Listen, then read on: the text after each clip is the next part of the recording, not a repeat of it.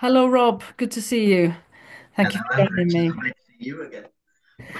So, can we hear a bit from you then to introduce yourself about what was your journey into Quakers? How long ago was that? And what were you seeking and what did you find? It's perhaps not a traditional story. I was raised in Pontefract in West Yorkshire um, by in a family where faith simply wasn't just a bog standard family. I really enjoyed singing and had joined the church choir and really enjoyed being a part of that. And in I think 1982, when I was 12 or maybe 13, I I began confirmation classes, uh, and I was doing that just because everybody else, many of other children around my age were doing it, and just went through the process. And the very act of my confirmation, in terms of a service where we were all up in front of the church with the bishop, um, that turned me totally against my concept of the church, because all of the confirmants were effectively expected to kiss the bishop's ring, a great big amethyst block on his finger. And I just thought that's got absolutely nothing to do with me, my faith. It's just an entire irrelevance, and that totally transformed things for me. So at that time, I was 12 or 13, and I liked going to church. I liked the vicar. He was a nice bloke, but I'd always questioned why it was that he had the authority to say all these things, but other people didn't. And there were some people that did readings, and there were some people that very noticeably didn't do readings. I'd always questioned why it was that things were that way. But I was a little lad, and I just went along with it until the kissing of the bishop's ring, and I just couldn't. I did it because everybody else did, but it was that very split second moment that I knew that I was studying RE at school and really enjoyed RE. And we were doing a module on Judaism where there was a lot of talk about the role of community, and that really, really chimed with me. And I remember getting in touch with a synagogue in Leeds and saying, I'm really interested. And whoever it was that answered the phone was really very nice, but very gently saying that I needed to think a lot about this and suggested that I look elsewhere. Um, and I wasn't really looking, I wasn't really a seeking kind of boy. I'd become vegetarian at the age of 11. Um, and our family had some links with activists, people that were very involved in campaign for nuclear disarmament. And so we went to a few events. And so my head was already forming a kind of, I had a political concept and a value base in my life. Um, and then I was a bit of a bad boy at school. I wasn't one of the people that did all their homework and was all that well behaved. And a friend found out that our art teacher was the warden of the Quaker meeting house. And we thought that it might be a bit of a merry jape to go along and see and be a bit disruptive. We had no idea what it meant to be a Quaker meeting house. We just thought this was something that we could do, a bit of a prank. So we turned up, and we weren't dreadfully naughty, but we did kind of whisper and talk at the back, and we flicked our polos at one another. And at the end of the meeting for worship, Mary Rowntree, a very an elderly friend who was kind of Now I know that we'd call her a weighty Quaker, but she just had the disarming, gentle, nice words that made me feel a little bit embarrassed, but totally welcome to be there. And she came up to me with a glass of squash and a packet of chocolate biscuits, and it was amazing. Mm. Um, then on my way out, I saw a notice for the Friends. What was it called? Friends Homosexual Fellowship. Terminology is now quite shocking, but to see something that was positive and open, I am gay, but at that time there was nothing, absolutely nothing positive about same-sex relationships. Um, and I think I was learning to understand my sexuality when I was there. What hadn't come out, hadn't done anything. But I remember vividly seeing the notice in the foyer of Pontefract Meeting House.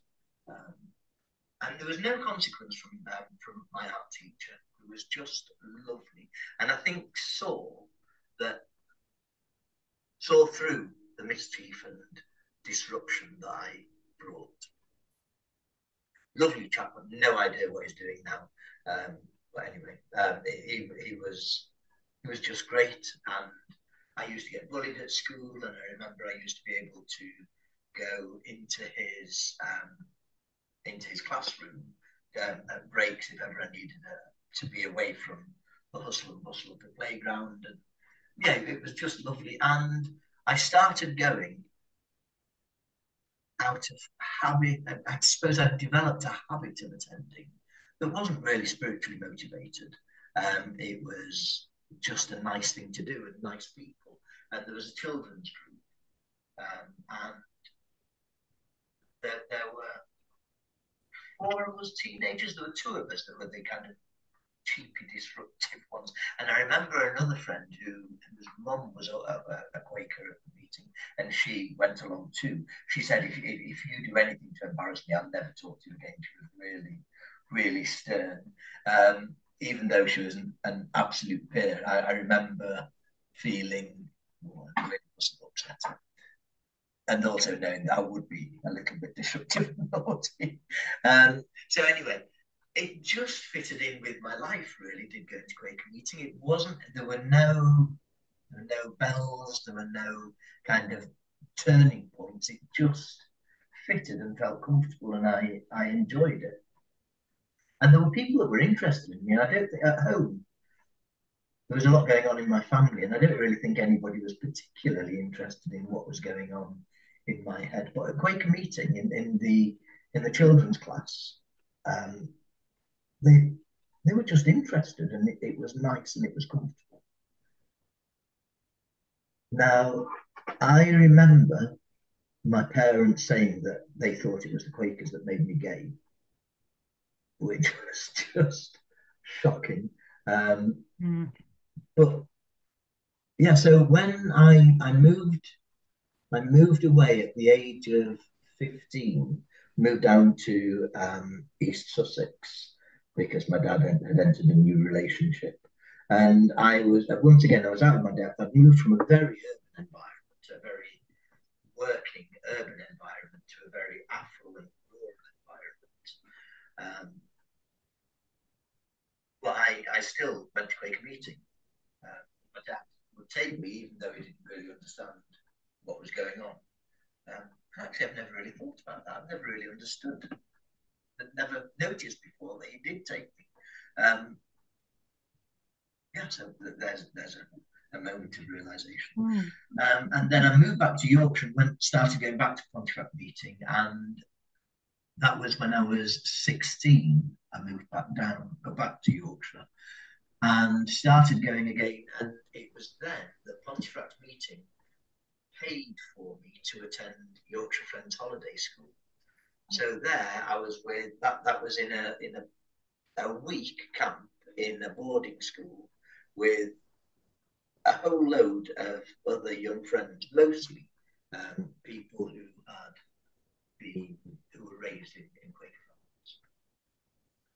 Um, and it was just amazing. They were all, I felt much more clever than me.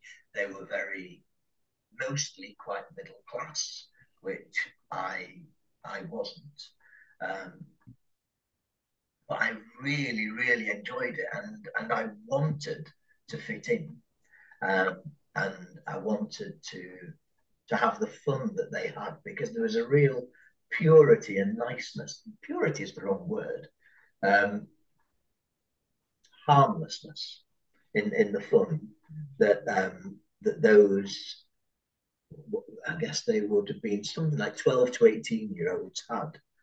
They were inclusive, they were caring, they were thoughtful. It was not my experience of groups of young people at all. Um,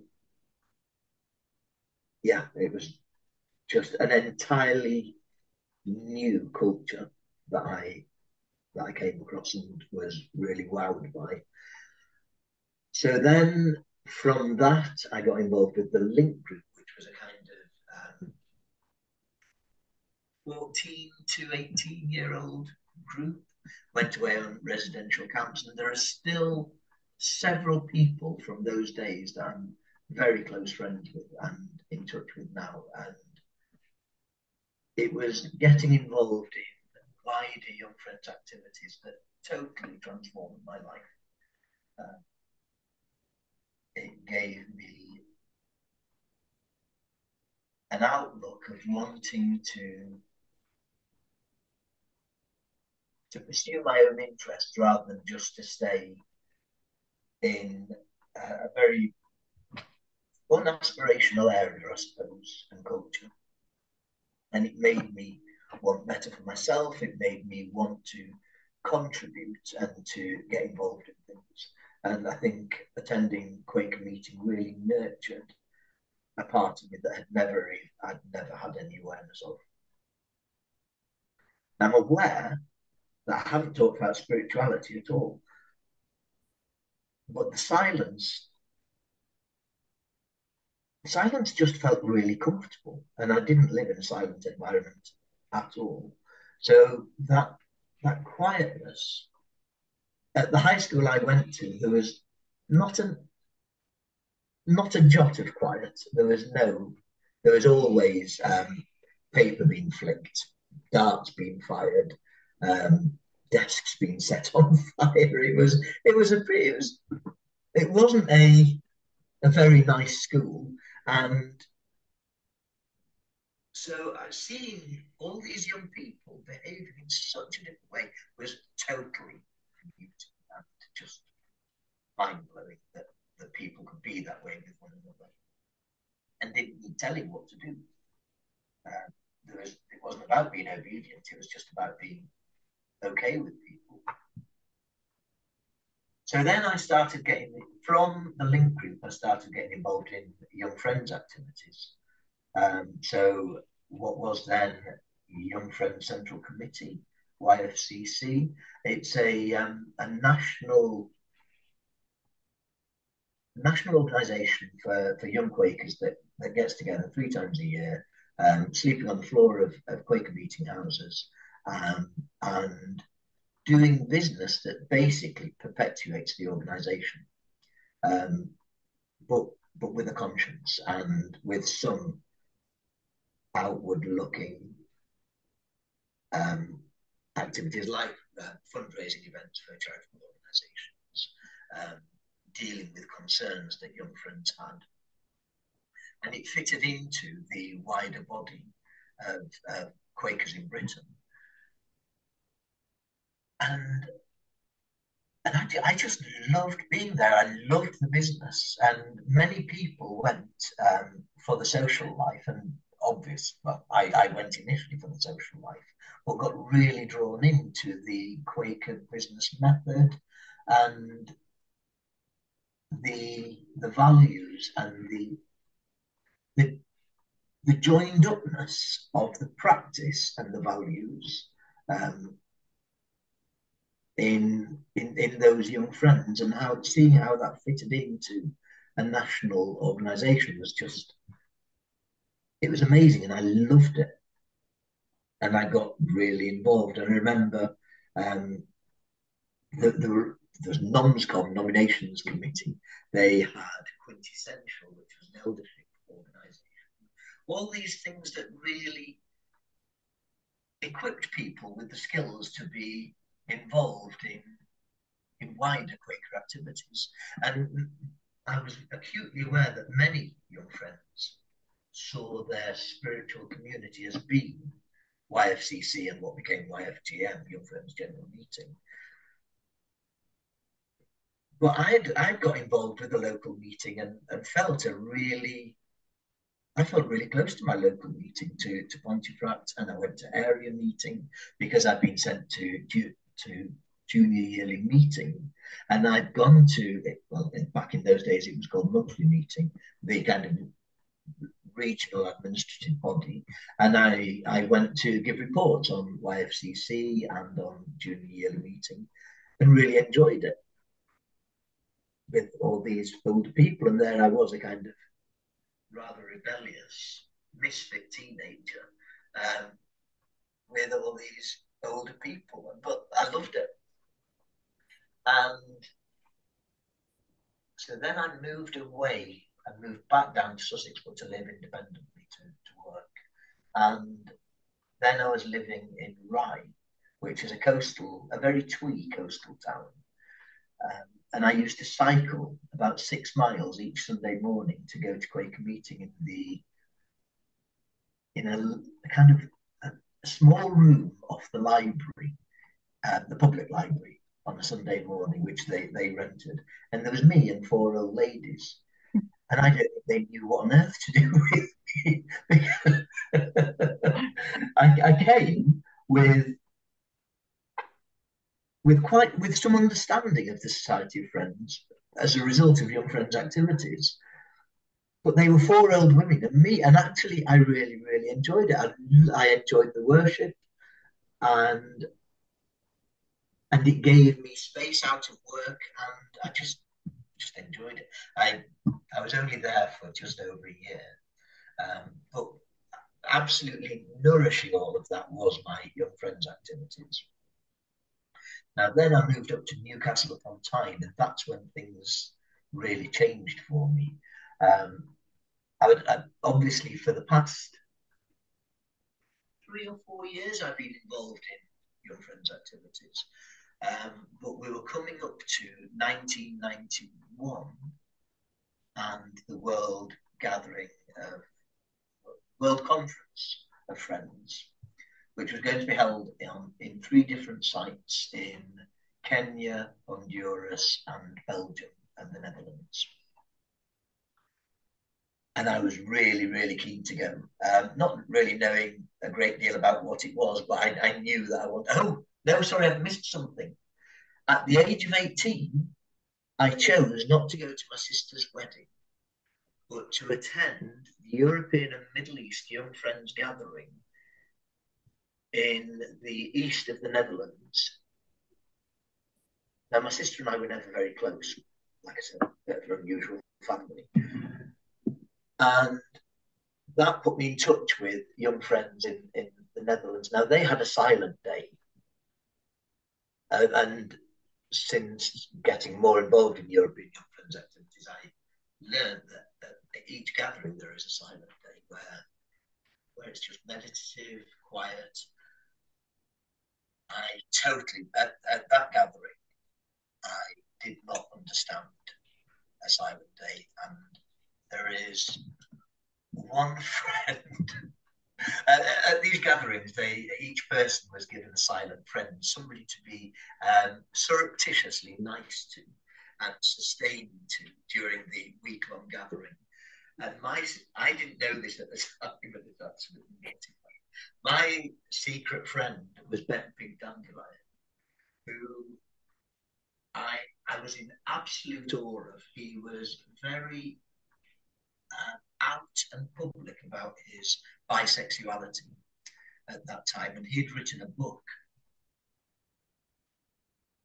I can't even remember what it was called, but I can still see the green front cover and thinking, wow, I know somebody who's written about having sex with men, and it's okay. Mind blowing, absolutely mind blowing that I could be connected to somebody. But anyway, so he was my secret friend. There was a silent day that I just did not understand the concept of. And so in my head, I saw it as a not talking day. And there was me and this young woman from Sweden who I've recently rekindled a friendship with online, and it's just great to be in touch with her. But we just giggled, howled, meowed, barked, just did all this stuff. Mortifying, absolutely mortifying. And there were people giving kind of nice massages, having meditation periods, doing creative things, painting. And then there was me and this friend from Sweden just being naughty. I feel embarrassed. Really embarrassed. But anyway, it sticks in my memory. And then one night, I can't even remember why. I wonder if I'd gone out to the pub, which was a big no-no, or to a bar in the Netherlands, which was a big no-no, and I wasn't even 18 at that time. And I slept in the next day, and I an outrageous note on a door into one of the workshop rooms saying, "Dear secret friend, I'm having a lie-in. Please, can you bring me breakfast?" And it came bending dandelion with a tray. How awful. So bending dandelion is now a lecturer in Quaker theology.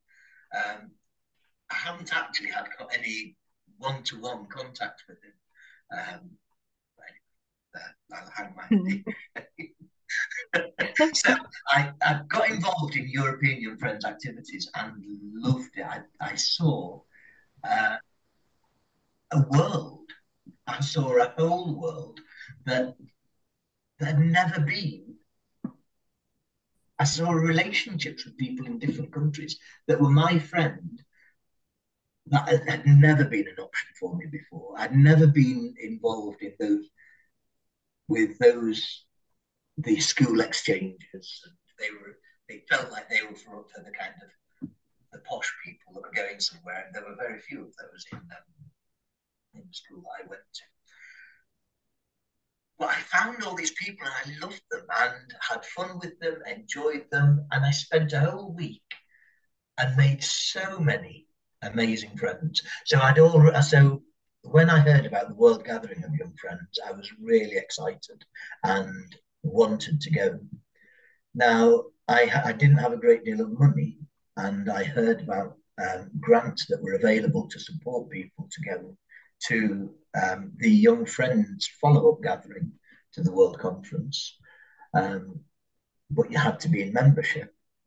So, being very practically minded, submitted my application to Newcastle monthly meeting, and by this time I'd come out. I was very involved in the gay community in Newcastle at a kind of organisational level. So I was involved in the planning of the first gay pride. I'd become a pink paper newspaper distributor. And obviously, so I was 20 by this time, but I was finding a world where it was okay for me to be gay. My parents didn't understand it, didn't feel comfortable with it. I remember my mum crying because I'd never make her a grandparent, thinking that it was something that she'd done. When we were living down in Sussex, and I'd talked to my dad about being, no, I hadn't talked to my dad about being gay.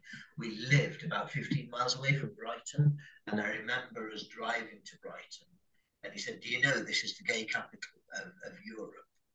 And I was thinking, "Oh, wow, is it? Brilliant." And he said, "They should all be lined up and shot." And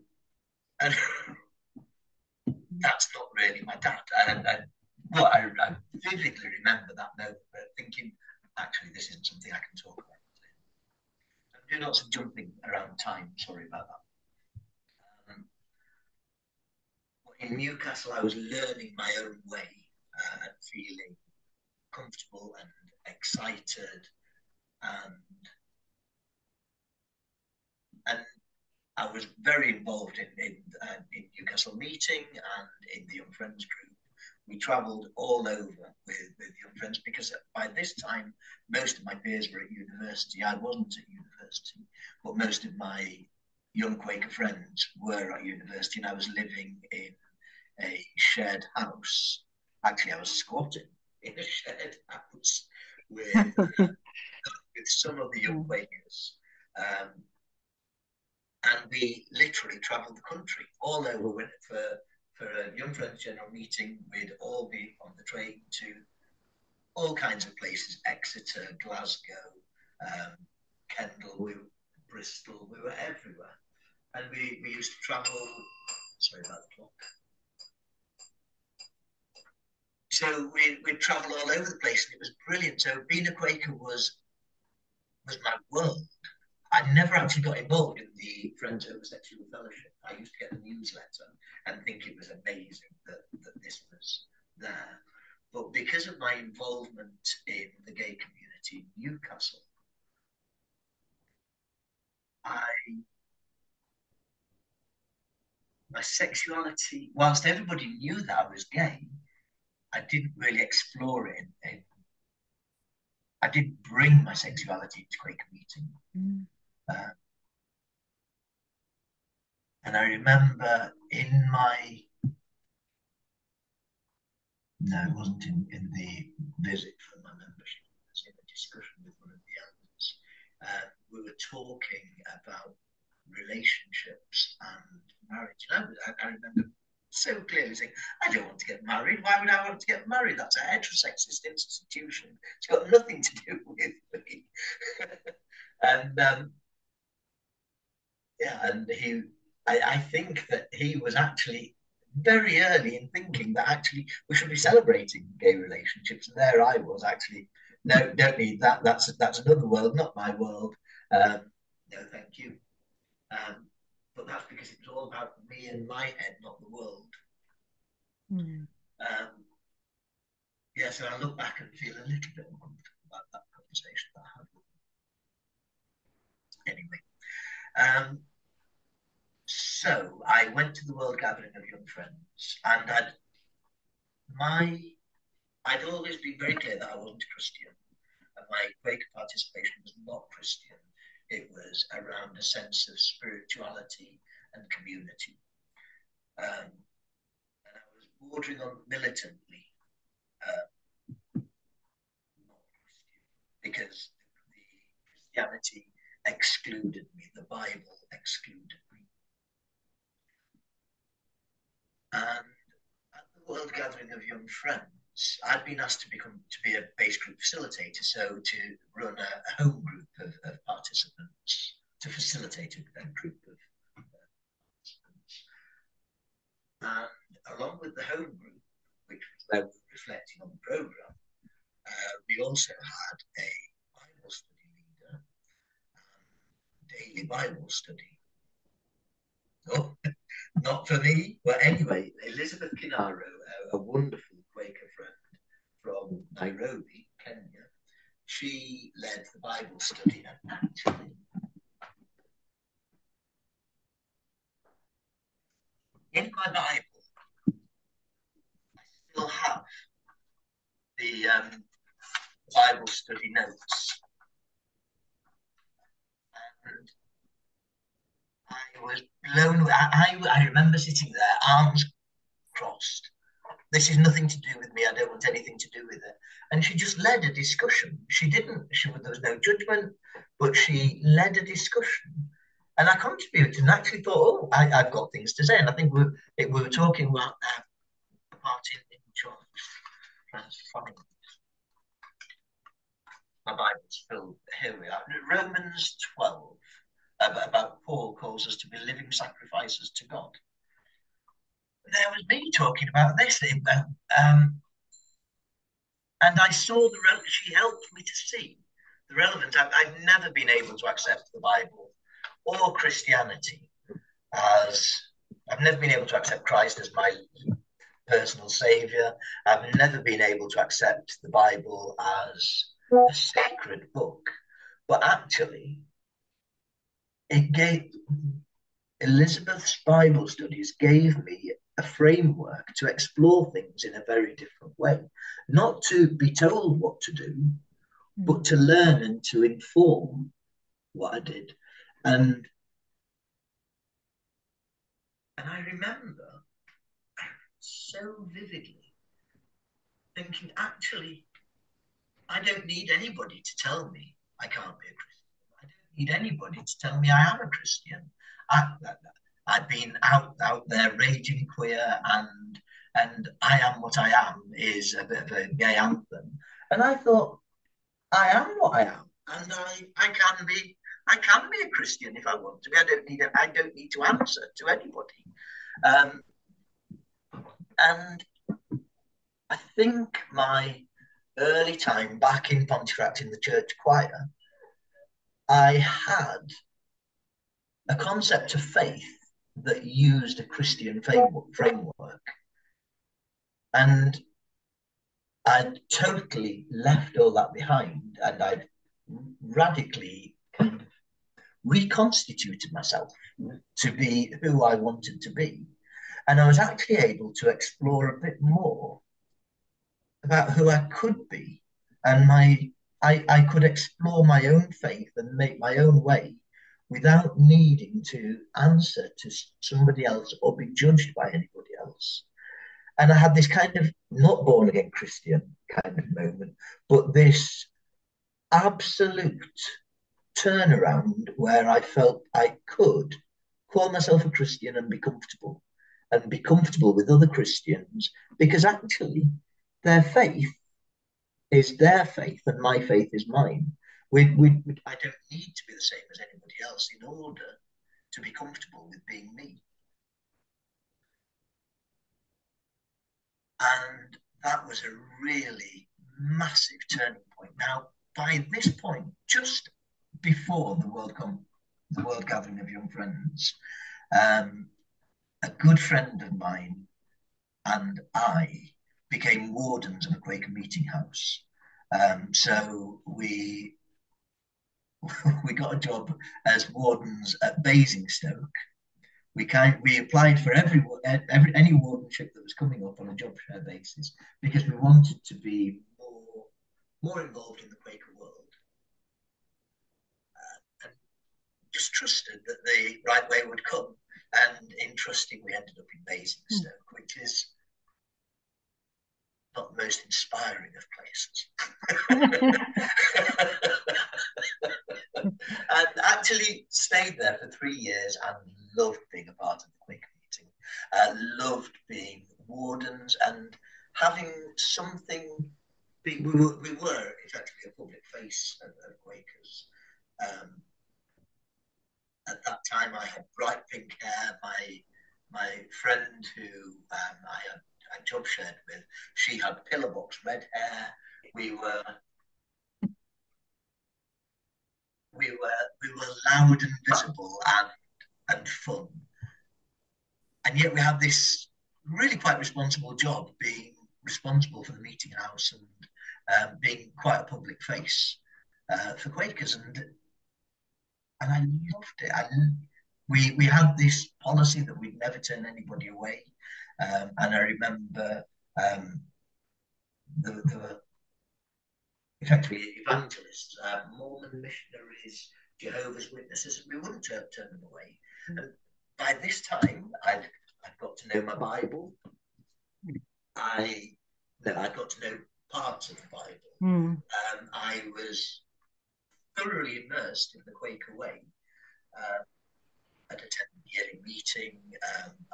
I'd been very involved in pretty much all levels of Quakers. I've missed something out. Um, I was asked by Young Friends Central Committee to be their representative to Meeting for Sufferings, which was at that time the national executive of national executive body, effectively, of Quakers in Britain. So I would go to London once a month for a Quaker business meeting, and I really enjoyed that. And I'd also been asked to be a central committee member of Quaker Home Service, and I was very involved in that and became assistant clerk of Quaker Home Service, and which felt a bit radical given that at this time I'm 21. Um, yeah, I was 21, and I was just so immersed in the Quaker world, and I loved it. It was totally transformative. So, where am I going now? So I'm at the Quaker Meeting House. Yeah, so we used to invite the everybody who came to the door, including homeless people, including the missionaries. We'd just have a nice time with them, and we'd discuss things, and we would really wrestle with the Bible, with particularly the Jehovah's Witnesses, because I knew how comfortable and confident I felt with my sense of Christianity, which isn't around a doctrine, but around a sense of community and responsibility, inspired by somebody that might have existed, might not have existed, but the tales of that person's story, life or existence or story have had some real meaning for me around how to relate to other people. And I was able to just talk really comfortably with these people and really enjoyed it. Yeah, so there's my route into Quakers, which is perhaps a little unusual. It is in a way because it's such a at such a young age, and you were so heavily involved. And as you say, I mean, after all of that in this story, you're still only 21. I mean, I didn't come to Quakers until I was about 32 or something like that. Um, c can I just ask a bit more about, your beliefs? There's one thing you said. You said how transformative this slow adoption of Christianity had been.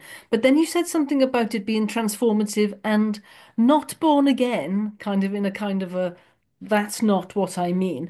But why not? Why do you reject that idea of that you're a new person with your priorities realigned and Because I'm not a new person. I'm a shaped person. And to be a new person is to stop what was before. And actually, there's a very definite continuum. And my my Christian heritage, which I wouldn't say is necessarily my faith, my Christian framework for how I understand faith is informed from my childhood through my adolescence through into my adulthood. There isn't a point at which I stopped and started anew. It's all it's the layer of an onion, the layers of onion, or the making of a snowball. It's all built on rather Mm. than something new. Mm. And I heard you say it's like a framework. It gave you a set of stories and a language and a wisdom tradition, really, to kind of fit your experience into, which I'm sure, you know, resonates with a lot of people, actually. Yeah, Because and I think it's quite. I find it very comfortable for me to say that I'm culturally a Christian rather than big. So I don't need to know that a man was born into poverty, shook things up, and was killed for his beliefs in order to feel a sense of my own faith. I the When I was back in Rye, I remember going into a bookshop and discovering a book by Armistead Maupin called Tales of the City. Wonderful author. And I can quite comfortably say that for my spirituality and faith, that those books have been equally as important as the Bible in Mm. me developing a sense of my place in the world and my responsibilities to the world. So sacredness isn't of any importance to me because what isn't sacred? Actually, I believe that if we're going to live faithfully, there is nothing that's not sacred. So I don't need the Bible as a book. I remember as a child, um, somebody putting a Bible on the floor and somebody saying, "No, you can't do that. That's the Bible." Um, I feel perfectly comfortable using it to prop up a table if need be. Um, it's a valuable book. It's a valuable source of stories for me, but I don't need to know that it is absolute fact for it to have relevance in my life. And the Bible isn't the only source of inspiration in my life. There's the Tales of the City by Armistead Maupin. Um, there's my relationships with people that I now those I see those relationships as having a sacred element, as being as being sacred, but because what we're doing in the world is where we live our faith. And there's a part of me, I don't need to know what somebody else believes in order for their contribution to the world to be valid. If somebody's making a positive contribution, I'm their motivation, be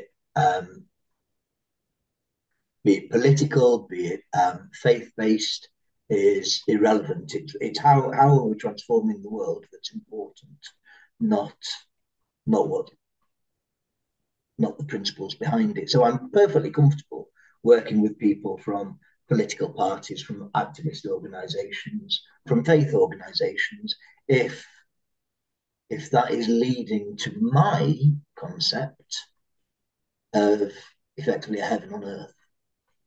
And I've got no idea of God up there and thunderbolts and puppet strings and all that. I believe that we each have an individual responsibility to make life good, and that is to me creating heaven on earth. And I suppose my question is how do you think you get that understanding of what heaven is and where what right and wrong is and what is making life better, what is transforming the world? Because I don't know if you've come across Tom Holland, the historian, who says that we are so deeply Christian in this country in particular, but Western civilization is so deeply Christian that it's a bit like fish and water. You know that idea. You don't even know that it's there. That's where we get these ideas from. And you said, I'm happy to be called a cultural Christian. Well, I don't know if you heard recently well, last year now, Richard Dawkins accepts that he's a cultural Christian. Um, and is on Team Christianity. I mean, it was quite a phenomenal. I don't know if you saw the God debate with Richard Dawkins, where he talks about that, and Tom Holland is kind of saying we're so steeped in it, we don't even realise that when we're criticising Christianity and rejecting Christianity, it's from a fundamentally Christian outlook. And I just think that's fascinating. And I've got to say, it hits very hard home with me. I think, yeah, I think there's a real resonance in that for me, and I can really see what he's getting at. Um, and what what we call our values and our beliefs of what's right and wrong at a very basic level. It's as if we I find it a little bit, am I being arrogant when I say that? Because I think, what have I just thought this up myself? Or actually, is this standing on the shoulders of giants? And if we're really exploring, well, how come, we've only been on this planet, what, 50 odd years, and yet we think that we've come up with our own concepts of what's right and what's wrong. And so I do think we owe a debt to Christianity, which perhaps in Quakers in Britain at the moment, we're not really doing it a full service, really. And because we talk this talk, we're perhaps not helping younger generations and newcomers to Quaker faith, especially those without a religious education. I'm not sure we're being fully honest with them. I think that's really interesting. Um, I'm not sure. No, I am sure that that 200 years ago, there is no way I would be a Quaker. There is no way I could have fitted into the Society of Friends as they were. And I think that I think it was somewhere around 1910 or 11, that there was the Manchester Conference where Quakers went from being quite insular and bound. Very, I think their principles were very good, but they were very insular and they were very binding, and they were quite exclusive in their thinking. And that was the Manchester Conference was a real turning point where faith was acknowledged as being more individual rather than a common necessity. And I think since the Second World War, that the individual concept of faith and the always there's been the relationship with God that's been an individual element of being a Quaker. But I think that the individual nature and that individualness of experience has become much broader. When my partner and I got married, one of the elders at our meeting for worship for marriage, this is over in Canada, was a Wiccan White Witch and a Quaker. And she sang in our meeting for worship about the wisdom of the trees. And and the wisdom of the trees and the oneness of the world. And her faith experience doesn't really chime uniquely with my faith experience. But what power and what wisdom and strength there was in her experience that I could relate to. And I don't need to have her faith experience to know that that's valid and right in her experience. And so I think I do feel very comfortable with a breadth of faith experience that so that we can all have our own unique faith. Um, Making a great big leap in my life to just over 10 years ago, my partner and I started hosting destitute asylum seekers. So people came to live in our house whilst they had nowhere to live and no access to any government or social services. Um, and I remember our first guest, who's kind of ended up becoming our African son. He said, "Rob, you're not Christian. You're a Muslim. You do everything that Muslims do."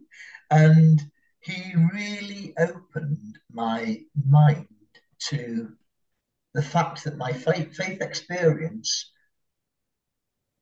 is so much more cultural, and I'm seeing my faith experience through those culturally Christian eyes, and that he was able to see me through his culturally Muslim eyes Mm. and could directly relate to to my life and see it as being just as valuable.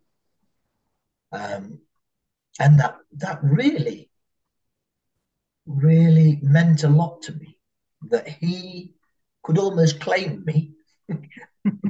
Bizarrely, we'd claimed him, and he could he could relate to me in his faith. It was just fascinating and beautiful. Um, I've been to the mosque with him. I've spent a lot of time with his tribal community, which is exclusively Muslim, and found that to be really valuable. And my Christocentric sense of the world hasn't been a barrier because I didn't need it to be. I could be open enough to his and their faith, and I could see the relevance of their faith in my life. Mm. I could see the five pillars of Islam through my own interpretation, but I could see it. I could relate to the Quran. Um, that doesn't mean to say I see it as sacred, but I see it as a cultural framework that was relevant, important, and valuable. Yeah. Mm. That's really interesting. And I'm just wondering, you saying that you claimed him. I mean, did you talk to him about how everything that he and his community does can be seen as through a Christian framework as well? Oh, I mean, hell, because I'm just yes. wondering whether, was that a mutual exploration? You went to the mosque with him. Did he come to Quakers with you? Did he explore what your What's a Quaker experience funeral? was? He wants a Quaker funeral. He's been to Quaker meeting. He is because he has no family in the UK, and we talked about his death. And so what will happen when you die then? I said, well, you'll sort it out. You'll do it. Just very matter of factly. It wasn't his home faith community. It wasn't the mosque that would be sorting out his funeral. It would be us as his family. And he's Mm. perfectly, yeah, he is perfectly comfortable at Quaker meeting. His cultural framework is entirely different. And I remember on a long journey with him, having to actually tell him to shut up because I couldn't talk about his perception of the role of women in society and family anymore. And this was a long journey, it was about 7 hours. Um, and we'd been talking from really early on. And I couldn't, I just had to actually, I think we need to stop for now and let's just have some quiet and dry the kind of fumes coming out of my head. But bizarrely, he'd been totally comfortable with our sexuality, my partner and I, with the fact that we have children, that we're a very active and vibrant family. There's no judgment there. But I guess so. It's that thing about the importance of culture, and so often we see people whose life experience isn't the same as ours as needing to fit in and change, and we see them as wrong. And I feel perfectly comfortable making a judgment around this chap's understanding of women's role in society. But I also see that's a world, and actually, if we don't bring people in and share our worlds with people, then how do we move on? There's there's been some stuff going on recently. What was it in the news? Um, there's been about child sex abuse and grooming gangs. Devastating, awful crimes. And it's been seen as being a particularly Pakistani issue around how they keep their community tight, they do things their own way. What we haven't heard in the media around this issue is how do we help people to move into a different culture and to live within it? At the moment, we tell people that they're wrong and expect them to assimilate. You can't assimilate with that. If we're going to help people to assimilate, we need to be open, we need to be befriending, we need to be supportive. And actually, at the moment, our society creates ghettos where um, largely ethnic minority communities who are impoverished, live in poor housing, entirely separate from other people, and it's seen as their problem. It's not seen as a society problem.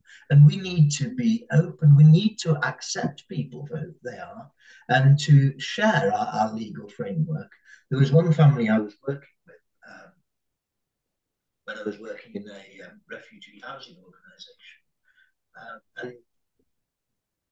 And this chap had been reunited with his wife and oh, sorry, you can't hear me, can you?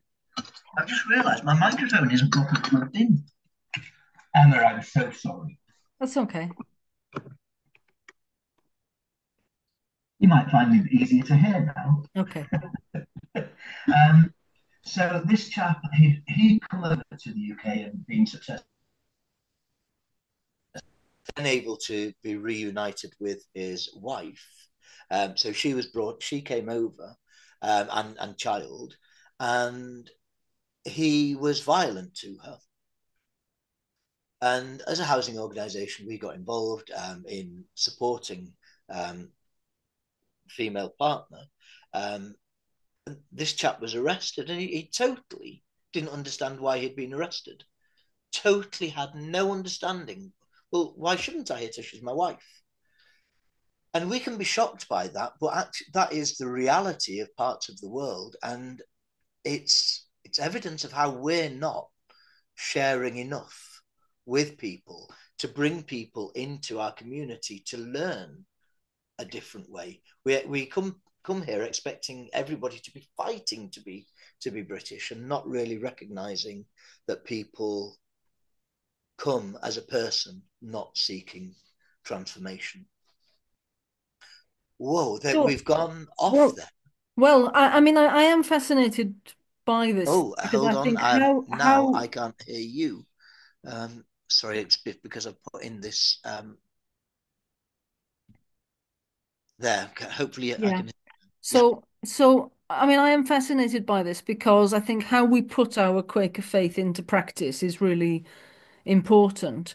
And y- I am interested in your view of how we do help outsiders come in and assimilate into the culture.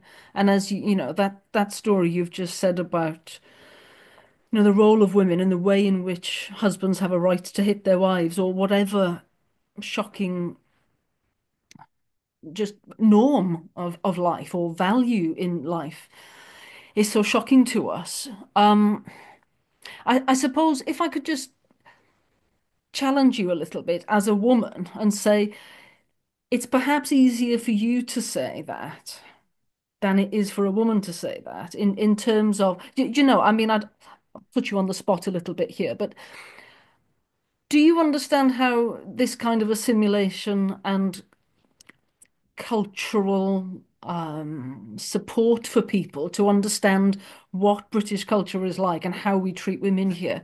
It's quite a big deal, isn't it? And I think, how do you do that and where do you set the boundaries? And it's well, I mean, we've both been in Yorkshire for a very long time, which is just where these things were happening. And as you probably remember, I fostered with Bradford Council. So I have direct personal experience of this horror. And I know that back in 2005, and we probably knew each other then, I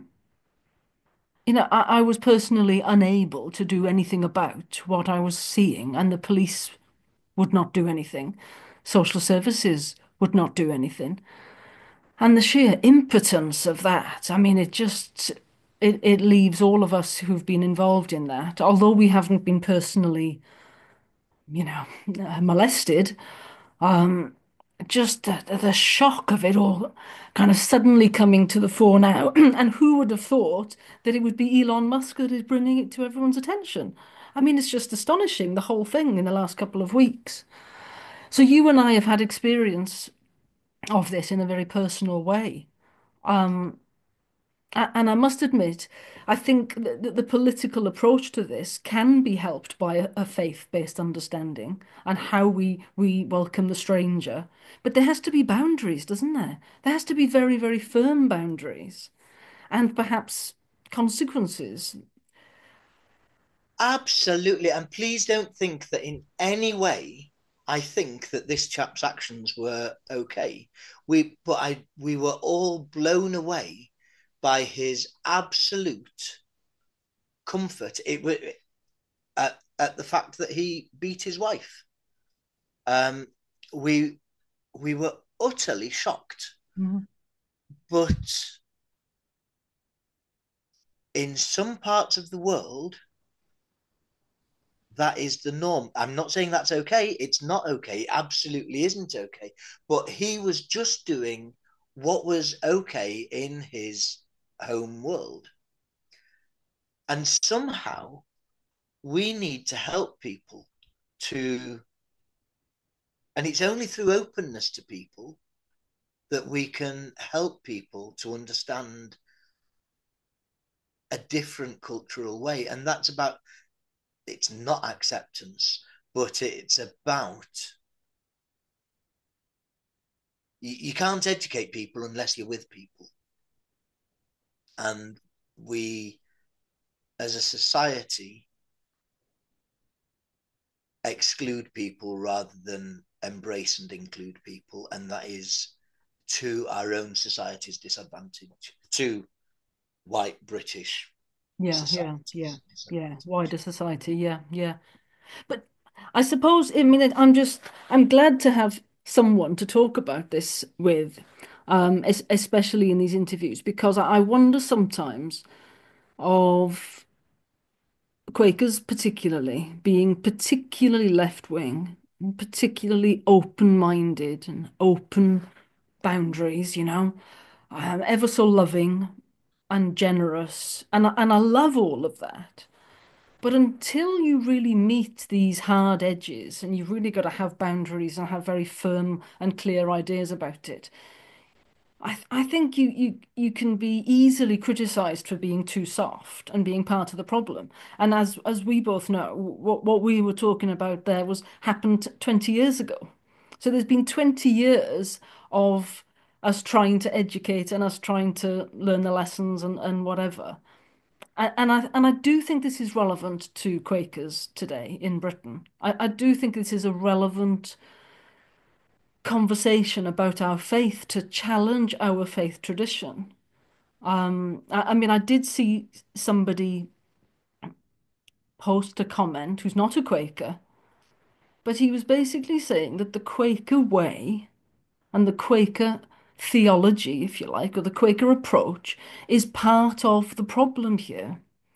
And I mean, I don't think there was any depth to what he was saying, but I do think we have to be open to this kind of criticism because we are too open and too soft. And I don't think Quakers think that they're perfect. I don't think individual Quakers think that they're perfect. Absolutely, I know that Quakers don't. Um, but there is this sense that that Quakers' impact in the world has been much greater than their numbers would suggest, and that has been good. There's a lot that isn't good. Um, from some very banal things. We've got our involvement in sugar, and slave trade, in the dealing and ownership of slaves, in our acceptance of race being, or ethnicity being, a reason to treat people differently. And then even Quakers built a marvelous new building in around about 1910 at Friend's house on Euston Road. Amazing, beautiful building. What was culturally normal then, um, they were proud of the fact that the the pews, the seats were upholstered in elephant leather. Mind blowing now to think that that was okay, but we shift and we evolve, and I'm really grateful for the fact that the Religious Society of Friends doesn't dictate faith, doesn't doesn't isn't fixed in a particular time in its um in its faith and practice. It evolves. I think we've got Quaker Faith and Yeah. Practice. I think it's an amazing book. This is a book of experience and practice and kind of constitution. Um, and pretty much every generation, it is totally redone, because we don't believe that our practice and our faith experience stays the same. It moves on. And I'm so in awe of that for an organization. Um, that doesn't mean to say that we lose the power of what's happened in the past. There's some really important stuff that has totally shapes Quaker faith and experience, that goes back to 1652 and to early Quakers, and is still relevant to Quakers now, but perhaps in a slightly nuanced, different way. And I just think that that's amazing that we can be that dynamic as a faith organization, that that we do change our practice, we do change our understanding. It's just so exciting. It's Mm. a really fascinating thing. Yeah, I mean, I agree with you, and I think that's something that I was amazed by when I first joined. Really, one of the things that occurs to me, this series of videos came from the conference that I went to in October called "The Future of Quakers," um, and really it came out of that I wanted to have these conversations with people about what is the future, because we were told that there's only 10,000 of us left now in the UK, and I thought, well, 10,000 is quite a lot actually, but. One of the things that worries me is, are we a dwindling faith tradition in Britain? And is this continual generation by generation rewriting of the book, are we actually reducing the Christianity, for example, reducing the amount of God in our faith, in our language? Are we becoming more wishy-washy? And is that part of the problem? So, whereas I've always seen that as a strength, is there a weakness in that as well? And what do we stand for anymore? Are we clear about what we stand for, or are there some wishy-washy values which are a bit, hard to pin down? Or is it actually something that's solid and based in a spiritual, this the living fountain, Ben Wood's, who we both know and love. I don't know if you've seen Ben Wood's new book, the living fountain, which is deeply religious, not this wishy-washy kind of peace charity, if you like. Um, so do you think there is a weakness in this? Are we just diluting our society generation at a time?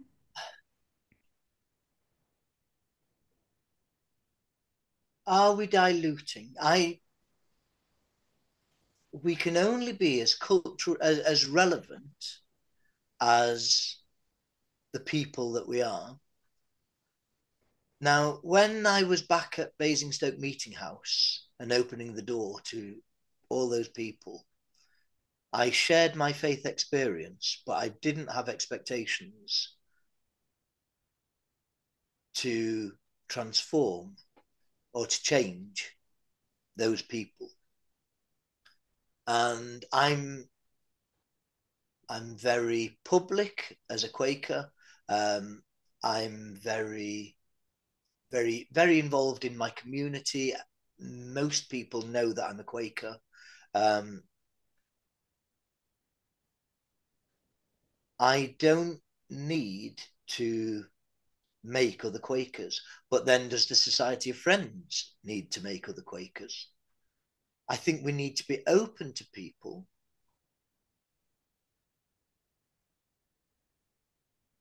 And I found a home in Quakers that fitted me like a glove. Just was amazing. And I think that that's there for anybody that wants it. Now, do you need to tailor that glove in order to fit? And I'm not too sure.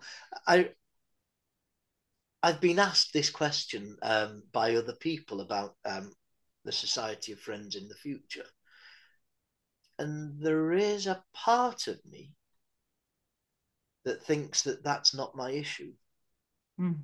I love the Society of Friends. I love being a Quaker. It's my faith experience, my religious experience, my political experience has all been informed by being a Quaker. And it is absolutely fundamental to pretty much everything that I do. And I'm so grateful and glad that it was there. But it being there was people like Mary Rowntree, those Young Friends activities, those things, people who could accept me and things for me to do. And I really hope that there can be things for people to do so that people can get involved and feel okay about being themselves. And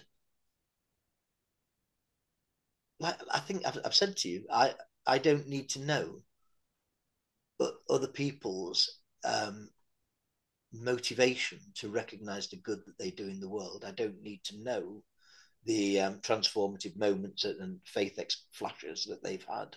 Um, it's interesting, but I totally recognize and celebrate the fact that they're the individuals and I can be informed by them, but they're not mine. And I have been informed by Mary Rowntree and her packet of chocolate digestives. I don't have the same faith experience as her. Perhaps now I'm culturally quite similar, but what I've got in my head and my heart is unique to me. And I can celebrate that and love the fact that other people's faith experience is theirs, and I can celebrate that and feel perfectly comfortable sitting next to somebody else who's flashing moments of the inspiration of God will be quite different to mine, and I can worship with them right next to them and celebrate that. And Mm. that's really important. So, do I need? I desperately hope the Society of Friends can continue, but I see that as the business of the future and of future people. I don't have a duty to make sure that that people in the future have a faith experience like mine, and I feel comfortable that the Society of Friends will evolve. It may shrink, it may change. If you think about there are so many religious organisations that have gone. Their power is still there. There's the Shakers, um, and I'm in awe. I think is the only way I can say of the Amish. I'm intrigued almost in a, dare I say, zoological level. I'm absolutely fascinated by how that faith community keeps itself going, keeps itself growing, and yet is so bound and so fixed. Mm. And I feel very uncomfortable with how bound and how fixed that is. And so, yes, the Amish church community will continue because of their fixture.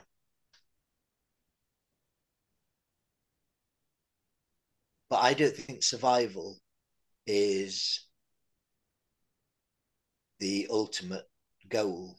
I think living faithfully is my goal, and why I am sustained by being a Quaker. Mm. So I'm almost a little bit judgmental. No, I am judgmental. Forgive me. um, because I see being fixed as being unhelpful and potentially damaging. And Mm. I celebrate the fact that the Society of Friends evolves and changes. Yeah, yeah. And if that leads to extinction through living faithfully, then that's an issue for the future to deal with, not me. Is that a shockingly Well, irresponsible? I'm just, I'm struck by how your story started, of you as a teenager, or even as a child, really. And here you are, and you've got your long beard, of advancing years. And I wonder if you think about that 12-year-old and speaking to the 12-year-old today, whether you think about the impact of that kind of, I don't know how to describe it. I wouldn't say it's a pessimism, but it's a quite a kind of a leaving it open to fate. I wonder if you have any final words I for. would say I'm not leaving it open to fate. Without wanting to play on words, I'd say I'd leave it open to faith Mhm. because it's very much about the faith experience of future people and future potential Quakers. Um, and Quakers have moved away from that concept of birthright friends, of keeping people within the fold. We now, and you could say that that's a failing because we've lost people because people don't need to be Quakers in order to be valued by their family. Thank God people don't need to be Quakers. If somebody's being a Quaker because they ought to be, then that's a very sad thing. Mhm. Well, that's great, Rob. Thank you so much. It's been a fascinating conversation, and thank you very much for your time. Let's finish there. It's Thank been a you. really nice time. Thank you. Mhm.